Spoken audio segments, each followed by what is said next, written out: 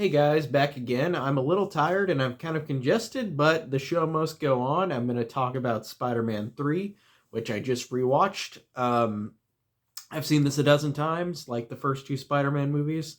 Rewatching the first two Spider-Man movies, I think they're really incredible and fantastic.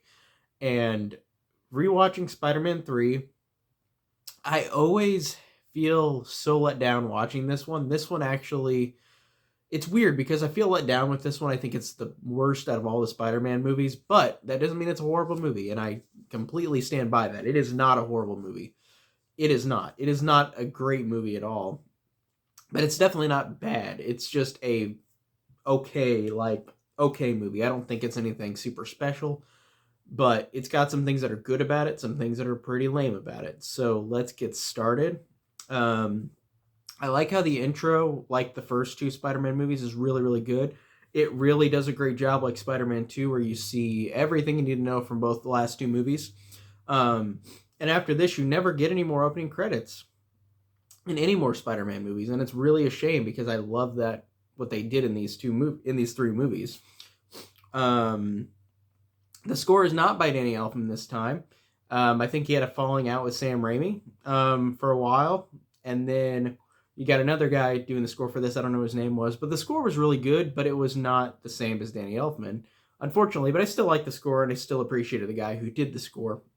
Um, I like how the movie starts out where Peter is very happy, and that's the opposite of what the first two movies were, and I appreciate that because it really shows how Peter Parker has grown as a person, and it's just really interesting showing that.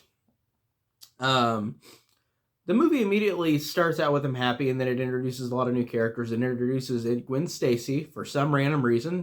Gwen Stacy, the girl who gets killed by the Goblin in the original comics. Um, why? She's in this movie because I guess Sony wanted her in it. I don't know. I don't know the truth. Who wanted it in? Who wanted Gwen Stacy in this? Um, but then you get the Harry backstory immediately, where Harry is from the last movie mad at Peter, so he goes and attacks Peter, but then he loses his memory, and it's like a weird thing, but it's not as bad as like later in the movie. But I thought it was kind of a weird cop out that he forgets his memory because it kind of makes sense structurally to kind of get Harry out of the picture for a while because you've got all these other villains, but it just felt like a kind of cheap cop out in a way, in a little bit of a way for me. But that action scene was really good between Harry and Peter. Like, I thought that was a great action scene, and that might be the best action scene in the movie.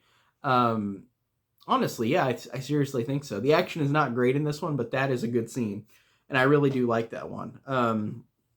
But then you get the introduction to the symbiote, and Flint and Marco, and all these are really quick. And it's so weird because Sony has done this also with The Amazing Spider-Man 2, a movie that I love, even though it's convoluted as can be. Um, they do this first time here where they have three villains. They're quickly introduced. They have small backstories, or well, Harry wasn't just introduced; he was in the last two movies. But you get the other two characters, Eddie Brock and Flint Marco, introduced, and it's fine how they introduce them. Like, it's not like it's a horrible story structure. It's fine. It's just not as it's definitely not as sharp as the first two in terms of like the setup of these characters in this movie. Um, I do really like the moments of Peter and Aunt May, though. I thought all those scenes were great. I like the scene where Peter says that he's getting married, he's going to propose to Mary Jane, and then the idea of later, whenever Peter talks to Aunt May about how Spider-Man killed Sandman, and Aunt May's like, Spider-Man doesn't kill. Like, I don't think it's up to us to decide who lives and dies. Like, those are great scenes, and I love the Aunt May scenes. Those are really good. She's in here the least out of all the three movies, but she's in here just enough where she's got a great presence to her, Rosemary Harris. And I looked this up afterward because I know that Cliff Robertson, who played Uncle Ben, has passed away since these movies, but Rosemary Harris is still alive, and she's 94, and I'm like, that's really cool that she is just alive and well. I'm assuming so. That's really awesome that she's still alive and in her 90s. Like, that's awesome. Like, it's so funny how she's still kicking. I think that's great. But she's great in these movies, and I really like those scenes. And it's a great way to end her character with those scenes for this Aunt May. And I like how Peter and Aunt May's conversations about taking time with Mary Jane make total sense at the end of the movie, where they do take time, Peter and MJ, because they don't get married. They just end in a bittersweet. The movie ends in a bittersweet way where they don't really get together completely again, but they're not together. They're just in between, and it's bittersweet. And I like that that scene plays with the ending of the movie. I liked the Flint Marko stuff, like the introduction of him. I thought that was fine. It was serviceable, where like he has a daughter that's dying, and then he might have killed Uncle Ben, and then you realize he didn't. And I'll get to that. I think that's really dumb, but I like how, like, I think Thomas Hayden Church does a good job of like this sympathetic character. Like, he just, with his acting alone, he can really give off this sympathy. And I'm really interested to see what they'll do with him in Spider-Man No Way Home, because like Doc Ock and Spider-Man 2, Sandman doesn't end as a villain. So I wonder how they're going to make him a villain again in the next in Spider-Man No Way Home. But there's a scene with Sandman in this movie where it's his rebirth, where he falls into that little field, and like it's where it changes atoms into sand, and like he forms himself, and it's a beautiful scene with beautiful music, and I think it's maybe the best scene in the whole movie. But I love that moment where he's coming back to life, melding his body together by sand, and then he tries to grab the locket of his daughter, but then he keeps disintegrating, and then he keeps trying and trying, and there's even a look. There's no dialogue, but there's even a look of like this face that gets scrunched up, like, come on, like, I can do it. And then he does it and grabs the locket and forms himself back together. And his pull is his daughter and trying to get her well and saving her.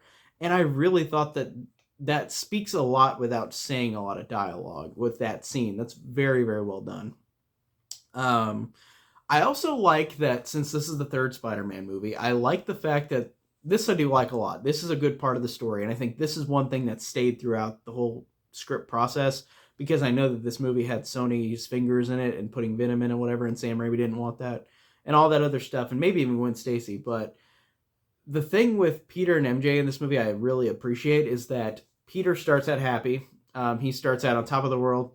MJ goes down to nothing, where she starts to be on Broadway, but then she gets shooed away. Let go, and then she sees how famous Spider-Man is, and it kind of gets to her. And I think that is a cool difference, where Mary Jane never, in the other two movies, she didn't have like as much bad luck as Peter did, and I like that Peter is up on top of the world now and she's not. And I thought that was a really cool back and forth to why they're arguing with each other and why they don't like each other at these moments in the movie. I think that works really well.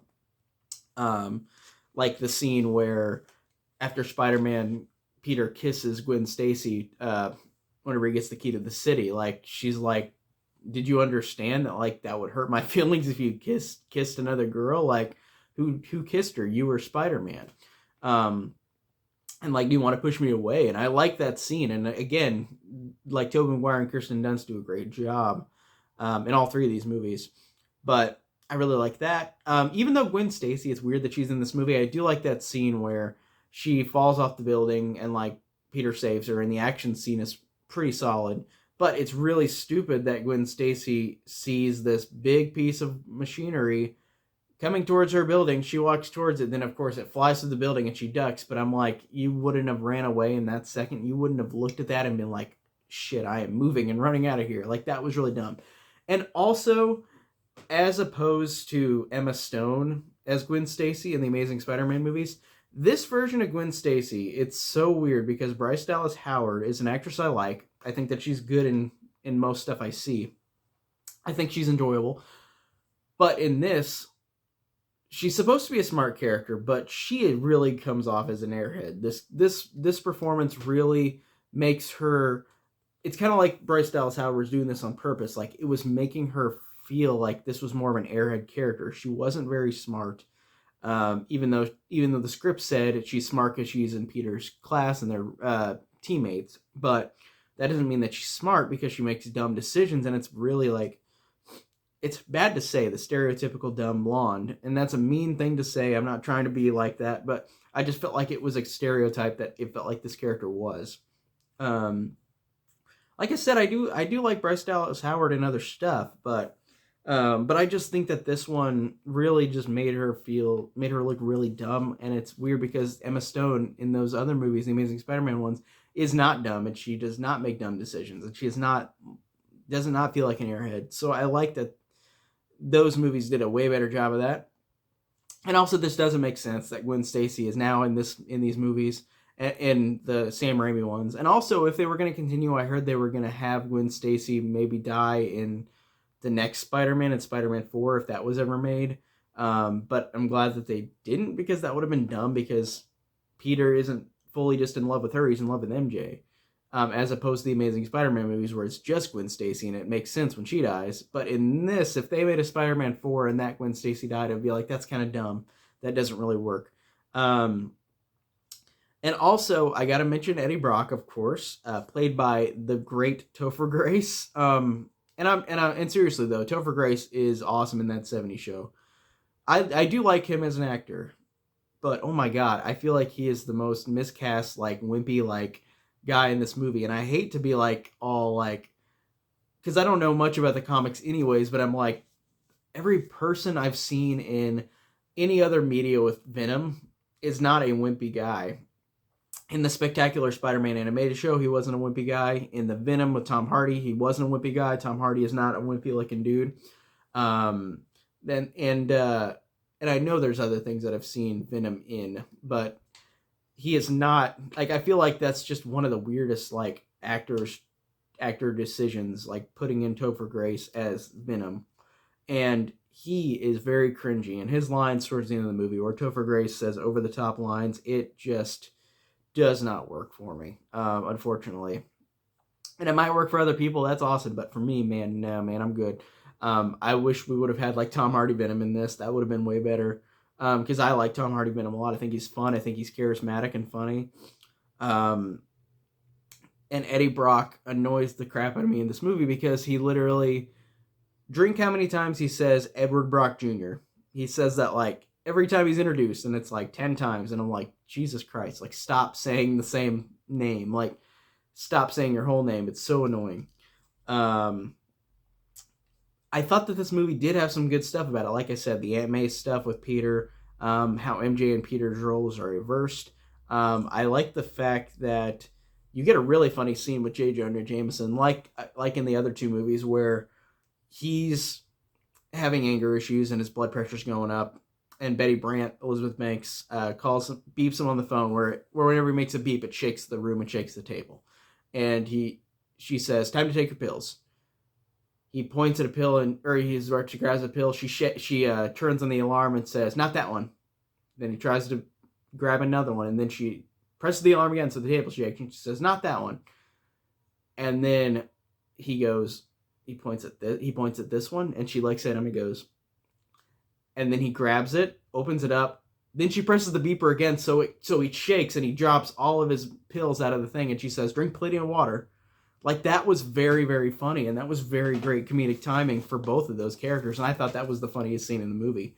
There's another scene with J. Jonah Jameson at the end, which I think is really dumb and added in, where he needs to get a camera while everybody's fighting at the end, while Sandman, Venom, and Harry are fighting each other, and it's really dumb because it's right in the middle of this action sequence, and it cuts to J. Jonah Jameson while people are just watching the action sequence happen, and he has this little girl for like a camera, and she's like $100, and then he's like, okay, and then he gives her $100, and then he says, "What the?" And he looks in, and she says, "Films extra," and I'm like, it wasn't really that funny, and it was weird that it just cut away, and I understand that they put that in there because J.K. Simmons is fantastic as this character, but it just felt out of place. It felt weird. But I really like him as well, like in all three of these movies. He's great. We get a Bruce Campbell cameo again, as the Mater D, who mispronounces Peter Parker's name Pecker, which I thought was funny. And I do think that this one has a lot of good jokes in it. Like, I do think the humor in this works really well. And I just like that a lot. I like the movie for the first hour and 10 minutes. I clocked it. First hour and 10 minutes. I thought this movie had a couple little problems, but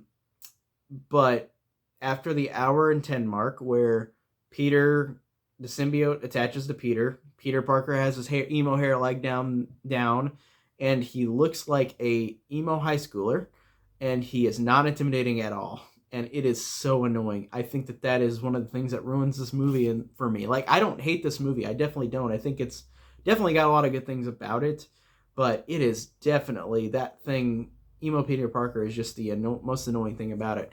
And even Spider-Man Into the Spider-Verse referenced the Spider-Man dance. So, of course, Sony knows that people didn't like this character or this iteration of the character at this time.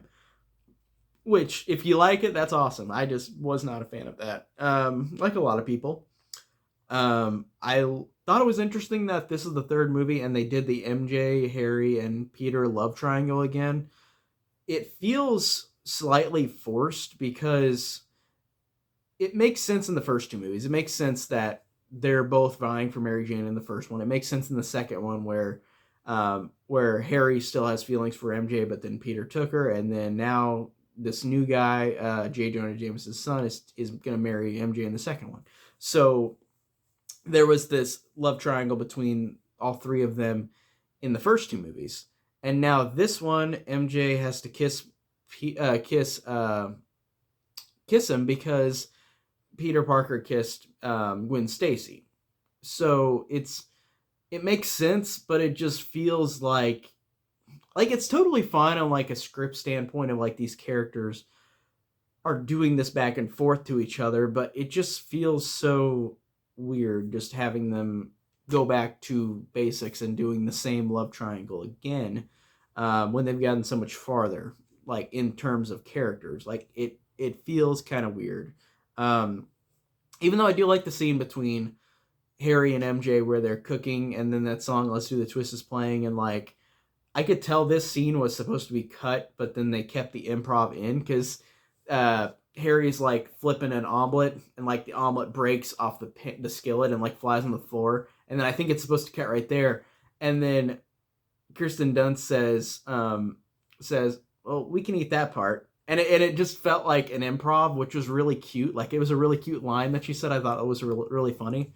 I like that, but I thought that it also, like, it's weird because the Harry stuff makes sense for the third movie. It makes sense to be in this one. It makes sense to finish off Harry in this one because it definitely does. It makes sense for the trilogy, but it just feels like the Harry stuff is some of the most pointless, if that makes sense. Like, it's really weird because it's kind of doing the exact same thing again, as opposed to Peter and Mary Jane, where they both are the opposite characters they were in the first two, and Harry is kind of just becoming the same character again, because he loses his memory, which was kind of a cop-out, and then he remembers, and then he becomes the bad guy for like 5 minutes again, and then Peter and him fight, and then he's not the bad guy at the end of the movie. So it's very weird with Harry in this, like, in terms of how they structured that. And when Harry gains his memory back, it's fine, but it just, I don't know, like I said, it just immediately has it to where he's the bad guy again for like 5 minutes, Peter and him fight, and then at the end of the movie, Harry helps Peter out. And that's fine, but it just feels rushed. And it feels like the Amazing Spider-Man movies, where like these characters get rushed into the character development where they're pretty quick. And that's not a dog against those movies. I love those movies, but still. And then Flint and Marco and Eddie Brock team up because they can. I thought it was really, like, they had no interaction at all, and they just suddenly join each other.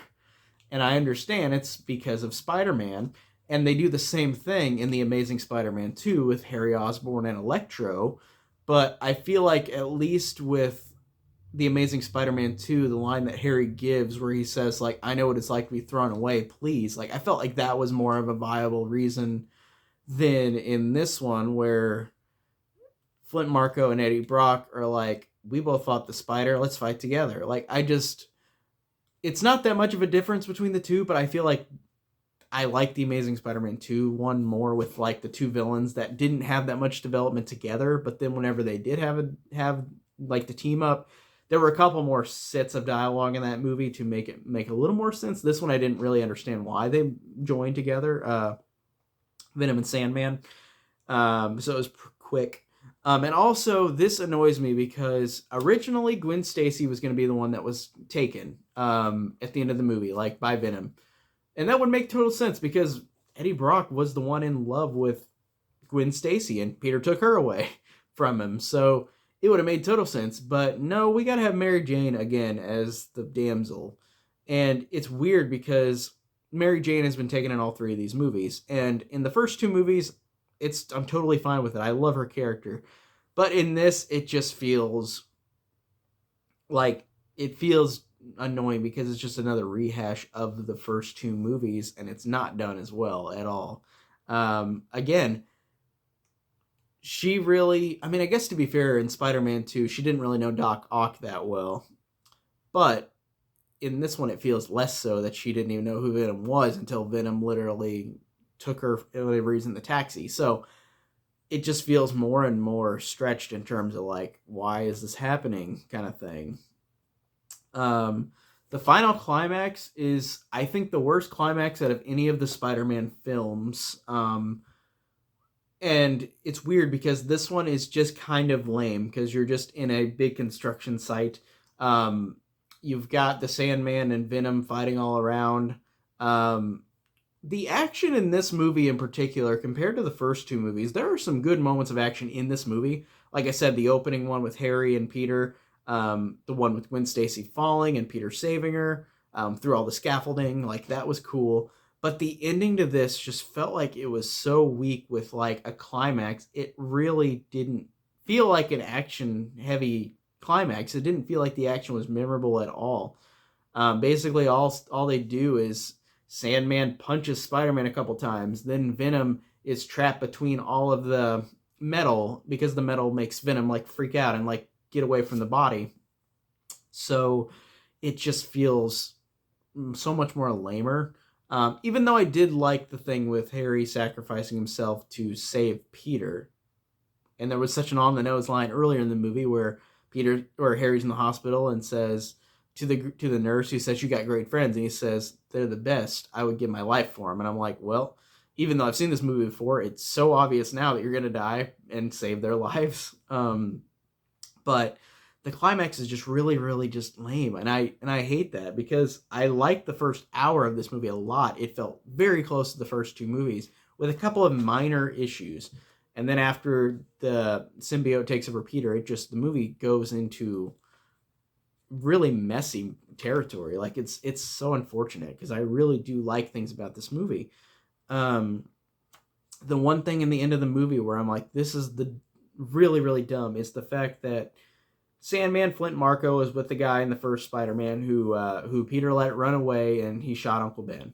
And then now it's revealed that Flint Marko shot Uncle Ben on accident because the guy ran into him and he shot his gun into Uncle Ben. And I'm like, that is a lame cop-out because it's like you're not a bad guy, but then you're just dumb enough to have your gun go off whenever somebody bumps into you. Like, I just felt like that was such bad writing. In that moment, I was like, really? Like, that's not the way to do that. Like, I know it was made for the fact that Sandman at the end the movie is about forgiveness. The movie is about not having revenge because the movie is all about revenge and then forgiveness. So it makes sense that Peter will forgive the Sandman, but it just felt like a really silly cop-out. Like, oh, my partner bumped into me, so I shot Uncle Ben on accident. I'm like, that just felt really dumb in terms of writing. And it's interesting. The movie ends in a way, to be fair, I give credit to. Not many superhero movies do this. It ends so bittersweet. Where like it's like these kind of movies, like the Spider-Man movies, usually always end on something happy or something just kind of okay. But this one ended very bittersweet. Peter and MJ just hug, and then you don't know if they're together or not. You don't know if they last. You don't know, they're taking their time, like Aunt May said earlier in the movie. So it's very interesting that like this movie just ends on such a bittersweet, like for the Spider-Man movies especially, because Spider-Man 1, it is sad, and it is sad as well, but I feel like this one is just the end of the trilogy, so it's like it ends on such a sad note, and it's the last one of the Sam Raimi, Tobey Maguire ones, so it just ends in a way where it's like, oh, that's it? Like, it doesn't have any real resolution to the trilogy. And I knew that they were going to make a fourth one, but then they were like, no, we'll make The Amazing Spider-Man, but then no, after two Amazing Spider-Mans, we're going to reboot it again at Marvel. Sony has always done this, where like they pry and pry, and it's such a weird thing with this company because, like I said, even though I love The Amazing Spider-Man 2, it is convoluted as can be. It's got so many characters that are just added into the movie just for the initial, like, oh, these characters will be in future movies. And maybe they might be now that we're integrating them into the MCU, but before, for like, since 2014, we didn't know if, like, there would be no sequels to The Amazing Spider-Man. And now there is a pseudo kind of connected sequel with Spider-Man No Way Home. And also the Sam Raimi Spider-Man, so I guess they could continue on with some of these characters, but it feels like Sony just does this a lot, where like they put in, especially Spider-Man 3 and Amazing Spider-Man 2, they put in too many villains. So that's why I'm partially nervous about No Way Home, but I feel like they're going to do a good job because Marvel is involved, and also the fact that these characters, these villains, are also have backstories already established, as opposed to like they're quickly rushed into them. So it's weird with this film in particular, and I think I definitely love Amazing Spider-Man 2 more than this. This one is convoluted, sure, but like this one just annoys me more with the cringiness to it. Like, I feel like there's a lot more moments of genuineness in the Amazing Spider-Man 2, even though that movie is very convoluted. The studio will, like, we're gonna put every Spider-Man character ever made in this movie, just a reference to everybody, and then we didn't get a sequel. Um, so yeah, this one is weird because, like I said, I do like things about it. I do like story elements to it. I do like a couple action scenes to it. I just feel like the movie's lame. It's got some really good jokes, but it's also got some really lame ones, especially from Topher Grace, who I love as a comedic actor in that 70s show. It's so sad that he just really was miscast and had a bad time. But he still jokes about this movie, though. Recently on Twitter, he joked that like he was in the next Spider-Man in No Way Home, and he beats Venom, and then Batman and Aquaman appear. Like, I thought that was pretty funny. That would be hilarious, though, if Topher Grace did randomly just appear in No Way Home. If he did, I'd be like, what the hell? Like, that would be... I wouldn't be mad. I'd be like, whoa, that's surprising, and that's genuinely a surprise I did not expect because we got Tom Hardy Venom. So, I don't know. But this one just suffers from the studio interference again. And it just... Sam Raimi didn't want Venom in this. He wanted Sandman to be the villain. I guess he wanted Harry to still be the villain as well, but not as much so. And this movie definitely just suffered from the studio, and poor Sam Raimi. I wish that he really got the movie he wanted to make and took Venom out of this, because that would have made the movie a little better. But overall, it's not a terrible movie. I still like this movie for what it is. I still like things about it a lot. But there's just some really cringy stuff in it. But really, just besides that, I still enjoy it. I still have a fun time. It's an average movie at best, but I still have fun with it. So that's it for Spider-Man 3. Next up, in terms of the Spider-Man reviews, I'm going to review The Amazing Spider-Man 1 and 2, then Venom, or no, then Spider-Man Homecoming, then Venom, then Into the Spider-Verse, then Far From Home, and then, of course, No Way Home, whenever that comes out in a couple weeks. I already got the tickets reserved. So excited. I can't wait. But that's it for today, and I'll see you guys in the next review.